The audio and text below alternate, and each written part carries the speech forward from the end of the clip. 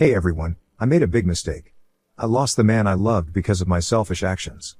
I deeply regret hurting him, but what hurts even more is that he chose to leave instead of working through our problems. I wish he had stayed and helped me learn from my mistakes instead of walking away. I'm truly disappointed in the choices I made. I had a wonderful man in my life, a caring partner and an amazing husband.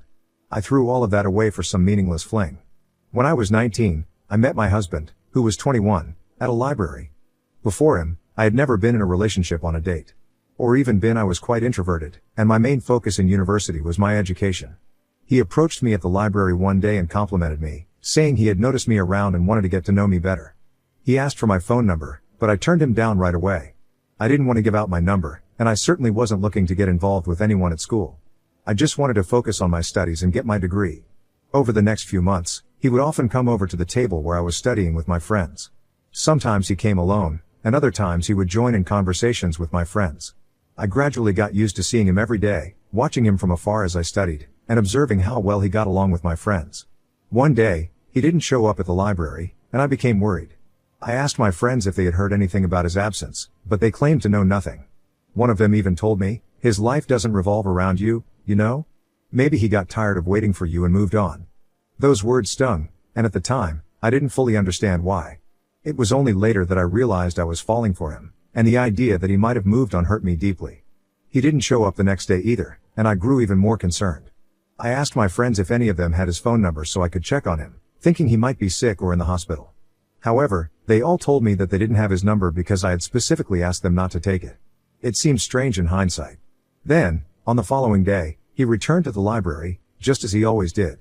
He walked in with his friends, said his goodbyes, and headed toward the shelves. This time, he grabbed a textbook with the code CA301 and joined us at our table. It was the first time I actually paid attention to the course material he was studying. I couldn't help but ask, "What happened to you? We didn't see you for the past 2 days." He replied with a teasing tone, "Oh, she speaks," and the table erupted in laughter. "I'm completely serious here. I didn't see you for 2 days, and I started to get worried," I mentioned as I removed my glasses. For what felt like the first time in a long semester, I looked him directly in the eyes. He gazed back at me, initially surprised, and then a smirk played on his lips. He was remarkably handsome, almost resembling a character from a cartoon. I couldn't help but wonder why it took me so long to notice. He had an average build, but his striking good looks more than compensated for it. His captivating blue eyes were like an endless abyss, and despite his modest height of just 5 feet 9 inches, he exuded a strong presence. His voice was deep and raspy, and I recall sometimes feeling the vibrations in my body when he spoke. It may sound silly, but it's moments like those that I miss the most right now. "You, worried about me?" He responded after a brief pause, a hint of amusement in his voice. "I would believe you, but I'm not even sure you know what my name is," he added with a playful tone. "Stanley," I replied immediately, prompting laughter from my friends at the table. "You see, you don't even know my name," he teased, joining in the laughter. "That's a nickname I got back in junior high, and it stuck with me all the way here. Besides, it's not Stan Lee, it's Stan Lee, like the owner of Marvel Comics," he clarified. He then got up and moved to a different table, opting to sit alone. I had never seen him sit in the library before, let alone sit alone. It felt like he had heard me, and I felt guilty for not knowing his name. I couldn't help but steal glances at him, nervously biting my nails and secretly hoping he'd return to our table or at least glance back at me. He spent the next 3 hours engrossed in the books he had taken from the shelf. With exams approaching, it was understandable, but I couldn't shake the feeling that I was the reason for his shift in attention. "If you miss him that much, you should go talk to him," my friend Sophia suggested. "No way," I muttered as I put my glasses back on and returned to my own books. I already had a solid grasp of the material in the book I was studying, and I was well into my exam preparations. I continued flipping through the pages, contemplating whether I should actually approach him. Eventually, I gave in, stood up, and walked over to the table where he was sitting. "Hey, I'm sorry," I said, in what he would later describe as the cutest, anime-style apology ever. He looked up at me, raising an eyebrow in that way he did when he wanted someone to repeat themselves. I took a seat at the table across from him. Starting a conversation was a bit challenging, and he seemed to notice. He assured me that he wasn't upset or anything. Even though he wasn't thrilled that I didn't know his name, he explained that he had moved to a different table because he needed to focus on studying for an important test. He mentioned that the professor was strict and didn't give out good grades easily. He emphasized how crucial it was for him to pass the course and avoid an additional year in college. He also playfully added that he would have stayed at our table, but he found it more appealing to spend time looking at me rather than reading. I mustered the courage to ask, "So, what's your name then?" He closed his book, his face breaking into a warm smile. "Daniel." "Let me introduce you to Daniel," he said, extending his hand for a handshake. I had always thought that Daniel and Daniel would make the perfect couple name, and I still believe that. I just couldn't understand why I had blown my earlier chance. As I got up to leave, he reached for my hand, and I felt a jolt of excitement. "If you're not too busy tomorrow, I'd like to take you out after my test," he suggested. Deep down, I was thrilled that he asked me on a date. I knew that if he had asked earlier, I would have likely jumped at the chance, but now I was flustered, with butterflies in my stomach for this young man. Honestly, I wish I had a time machine. I would have done things differently. I would have listened to him more, put in more effort to make him happy, and been less selfish. But here I am, seeking some sort of sympathy from strangers as I cry and reminisce about the good times I shared with my Daniel. Our date went really well, and I thoroughly enjoyed his company. He had a great sense of humor and shared meaningful thoughts. He was charismatic, and I couldn't help but notice the jealous looks from other girls when they saw us together. During our date, he mentioned that he had been the runner-up for Mr. UCLA, and I couldn't help but think it was well-deserved because there were few guys better looking than him. Our relationship during something out time at UCLA was like of a high school romance novel. He was always invited to parties, and when he attended, we walked hand in hand. We were inseparable and even earned the title of the most influential couple in his last semester at school, mostly thanks to him because no one really knew me before we started dating. He was my first everything. First date, first kiss, first love, and so on. However, I wasn't his first. He had experienced everything before, except for getting married. He was patient with me, always taking the time to explain things I didn't understand and rarely getting angry. I constantly compared our sexual experiences, and I felt dissatisfied that he was the only one on my list. I wanted to have more experiences to brag about. I thought it was a rational idea to sleep with other people to level the playing field. Several months after we got married, I began discussing the idea of opening up our marriage. I had previously mentioned it, but his strong rejection made me fear I'd lose him if I pursued it. One day, I asked him what his reaction would be if we opened things up a bit. His straightforward response, "I'll leave without a second thought," infuriated me. I felt like he was unfairly restricting me, especially when he had his own adventures before we were together. I waited for a few more months and raised the topic again, but he gave the same unwavering answer. This convinced me to wait until after we got married, thinking he might see things from my perspective once we tied the knot. When we finally did get married, I decided to bring it up once more. I have to admit, it was selfish of me to marry him just so I could explore my sexuality without losing the man I loved. I believed that now that I had him, I could do as I pleased. I deeply regret not listening and understanding his feelings about it. I ignored his words, and now I despise myself for letting my one true love slip away. They say opportunities only come once, and I now realize that I've lost my one chance at being loved for who I am. Many years after losing Daniel, I haven't found anyone who treats me as well as he did or loves me anywhere close to how he did. Our honeymoon lasted 4 months, or it would have been a 4-month holiday if I hadn't ruined it. We had been together for 5 years, and my desire to be intimate with other men began 3 years into our relationship. During our honeymoon, I had fantasies of being with someone else while my husband watched, which is something I deeply regret. There's often a temptation or motivator for committing terrible acts, and my motivation was a man named Tom. He was tall, standing at 6 feet 5 inches, and maintained a regular workout routine. He looked like a giant with strong muscles and always wore outfits that showcased the hours he spent in the gym. I'm relatively tall myself, standing at 6 feet 1 inch, so encountering someone who made me feel small was a unique experience. He was a new addition to my workplace and ended up being my superior in the hierarchy, which meant I had to report to him daily. He was in his 30s, older than my husband, or should I say my ex-husband. He had a very flirtatious demeanor, always soft-spoken as if he were trying to seduce me. Reporting to him every day became a challenge because I had to maintain professionalism while being incredibly attracted to him. Then one day, he asked me to go for drinks with him. I couldn't believe my ears. Was he hitting on me, or was he just being friendly? Did he have a genuine interest in me, or did he notice my attraction and want to take advantage of it? These thoughts swirled in my head. I didn't consider how my dear Daniel would feel, nor did I think much about hurting him. We went for drinks at a bar near the office, and I had more to drink than I should have. Our conversation shifted from getting to know each other to a more private and intimate discussion not meant for public ears. I wanted to be more than just one man's woman. I told him about my wish to open up my marriage for sexual liberation without guilt, and I even admitted to having a crush on him. When he asked if I had discussed this with my husband, I replied, yes, but he doesn't see things the way I do, and he mentioned that he'd leave if I went ahead with it. Tom then gave me advice that, in hindsight, was foolish. At that time, I was seeking anything that would relieve me of the responsibilities of my choices. He suggested that instead of asking my husband, I should tell him that we should open up the marriage for me to have my fun. Looking back, I realized that Tom was a person who gave terrible advice with unwavering confidence that it was the best course of action. Now I understand he said those things because he wanted to be with me. That night, he made me feel like the most important person in the world. I know it was the same treatment I received from my Daniel every day, but getting that from a different man for the first time ever made me feel like a teenager again. We parted ways that day after sharing a kiss. When I got home, my husband was sleeping in the living room, probably because he had been waiting for me to return from work. I entered quietly, went to the bathroom to shower and brush my teeth to get rid of the alcohol smell. I was still a little tipsy, but I could control it. I woke him up and told him I needed to talk to him about something. He mentioned that he had something exciting to share as well, but let me go first. He had a beautiful smile on his face as he listened attentively. However, his smile disappeared in seconds. I didn't mind because I had convinced myself that I was doing the right thing.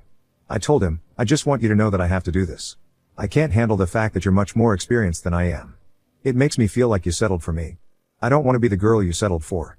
I want to be desired and admired by other men just as you were with other women before we met. I don't think I can be happy unless I do this. We're opening up the marriage, and it's not up for discussion.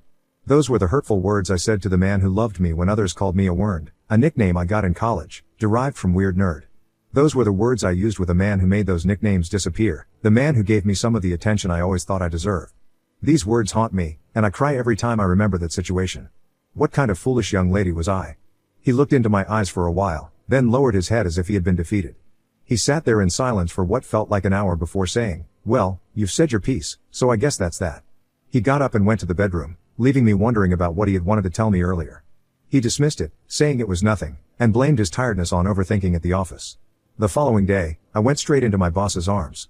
We were intimate in his office that morning, and that was just the beginning. Tom was my first intimate partner who wasn't Daniel. There were many more to follow. I often went out with my coworkers on Fridays to their regular TGIF spot and would occasionally wake up on a Saturday next to a stranger I had never met before and would never meet again. I was promiscuous, to say the least. I believed it was just a phase and that I would eventually grow out of it, but I didn't realize the price I would have to pay for my newfound enlightenment. I continued to engage with different men almost every day or every other day. 2 months later, as I was preparing for work, Tom showed up at my house. He was supposed to pick me up, assuming my husband had already left for work as usual. I thought I could seize the opportunity for a quick encounter before heading to the office together. My husband opened the door to Tom, who was holding a bouquet of flowers. I couldn't hear their conversation over the sound of the running shower as I was washing my hair. When I stepped out, they were exchanging pleasantries. Daniel even cracked a joke, saying, "So you're the guy who screws my wife while I'm busy changing light bulbs?" Daniel was never one to show emotions, whether it was anger, pain, disappointment, or sorrow. You couldn't easily read him. The only things he would show were a smile or a frown. So, I genuinely believed that he was completely fine with our open marriage arrangement. He even went as far as holding the door open for me as I got into Tom's car. My young and naive mind couldn't grasp the grave mistake I had made for my marriage. During our ride to the office, Tom joked about how well my husband seemed to be taking the open marriage concept. He made remarks about my husband possibly being a cook and even suggested, if he wants to watch, we can arrange that. That day was a Friday, but unlike every other Friday in the past 2 months, I didn't go out with my coworkers. Instead, my boss Tom and I reserved a hotel with glass windows that provided a nice view of the city's nightlife. That night, we had a satisfying intimate encounter. On the following Saturday, when I returned home and opened the door, I immediately sensed a difference in the atmosphere. It was unusually quiet. My husband and I typically didn't work on Saturdays, and he would spend the mornings playing his favorite songs loudly on the speakers. Even when I arrived home in the early hours after working late or having one of my affairs, he would still have his music playing loudly. I headed to our in-house gym, only to find that he wasn't on the treadmill as he usually was on Saturdays. Then, I went to the kitchen, hoping to find that he had at least made coffee, as was his habit. I noticed my favorite cup sitting on the kitchen counter, which brought a smile to my face, as it was a reminder of the life we had shared since moving in together 3 years before our 2-year marriage. I picked up the cup, intending to take a sip, but it was empty. Upon opening the cup, I discovered an enveloped letter inside. I can't recall the exact contents of the letter, but I've kept it as a memento of how I let something beautiful fall apart due to my desire for more romantic encounters. I'm deeply disappointed in myself. I've made numerous foolish mistakes in my life, but allowing Daniel to slip away like that ranks as the most foolish decision I've ever made. I retrieved the letter from the envelope, leaving it in the cup that still carried his scent on the inside after 5+ years. The note read, "Hey, I hope you're doing well. You're probably wondering why you can't hear Smooth Criminal playing on the speakers right now. By the time you read this, I will likely have arrived in South Africa. My company is launching a 5-year program to nurture the brightest computer-literate minds in Africa, and I'll be spending the next 5 years there. Don't worry, I haven't forgotten about your infidelity. When I return, we will begin divorce proceedings. I hope Tom's company, and the other men you've been with, were worth it. When you first mentioned it, I thought you were joking, but yesterday confirmed otherwise. I regret ever knowing you. If I could change one thing in my life, it would have been leaving the first time you said no. You're really not worth the pain you've caused me over the years, and I won't pretend otherwise. I don't hope for good things for you. Alongside the note, there was a flight ticket dated for Saturday, June 7, 2014, and a passport with my name on it. On the back of the flight ticket, there was a message that said, "Remember the news I shared with you 2 months ago? This is it. My company is sponsoring both of us to stay in South Africa. They're even offering you a job." At the bottom of the cup, I found his wedding ring. My entire world crumbled before me. I spent the rest of that day just staring at the cup. I couldn't eat or drink anything. I was completely consumed by shock. The following year was a long period of depression as my life slowly unraveled, starting with the day when Tom's best friend, Elias, came to collect all of Tom's belongings. I was sobbing uncontrollably as I watched him and the movers take away Tom's possessions, which had become sentimental to me. Elias, out of kindness, allowed me to keep a box of Tom's cologne and his favorite hoodie, but he returned the next day to retrieve them. He walked in on me still wearing the same outfit I had worn to work on Friday. Weak from crying for over 24 hours, I couldn't put up a fight as Elias angrily took the hoodie from my hands. He looked at me with disdain and said, "Stanley told me about what you did. You've brought disgrace upon women everywhere, and I hope you carry this regret for the rest of your life." He then grabbed the cologne and left, remarking, "If it weren't for the laws of this country, I'd spit in your face. I hope your life turns out as sad and empty as this room." Elias was never one to hold back his thoughts. His words hurt me then, but they hurt even more now, as my home has been nothing but sad and empty since my beloved half left me. Just a week after the incident, Tom was transferred again, this time by his own request. I asked him why he had requested the transfer, believing that we were building something together. He bluntly told me he was moving away from me, that he had enjoyed himself and it was time to move on. He also advised me to close my marriage with Tom before it was too late, not realizing that it had already been too late a week ago. My next boss was extremely strict. It didn't take long before I received a reprimand for my mistakes due to my instability at that time, and because I wasn't involved romantically with him, it wasn't long before I was fired from the job. My parents disowned me after Elias informed them about what had happened. They were devoutly religious people, both ministers at the church I grew up attending. In their view, they didn't want to be associated with someone they considered immoral, someone who would end her marriage just to seek the touch of another man's hands running down her thighs. I kept my communication lines open in the hope that Tom would reach out to me. The 5 years he mentioned came and went without a word from him, and I didn't hear any news of him returning to the country. When I tried to contact Elias, I found out that he had joined Tom in South Africa a year later. I began losing all my friends. It became clear to me that most of my friends had merely tolerated me. I realized that the only positive thing I had going for me was being one half of the former couple. I discovered that I wasn't funny and that I wasn't even pleasant to be around. I came to understand that I could be an extremely difficult person to be with. All these realizations brought me down to rock bottom. After Elias left me, I didn't simply return to square one, I sank even lower into a negative place. Now, in 2023, at the age of 36, nearly a decade later, I've never had a relationship that lasted beyond the initial 3 months. I'm deeply unhappy with my life, and sometimes I wish for a peaceful passing in my sleep. I occasionally blame Daniel for leaving me so abruptly. I hope that any woman contemplating opening up her marriage reads this and steers clear of that dreadful mistake of an idea. I still hold on to the hope that one day I'll cross paths with Daniel. I want to apologize and tell him that I haven't moved on, that even though 10 years have passed, I still love him. I want to convey how hurting him was the worst thing I ever did and how I had wanted to build a new life with him. My dating life has also suffered greatly.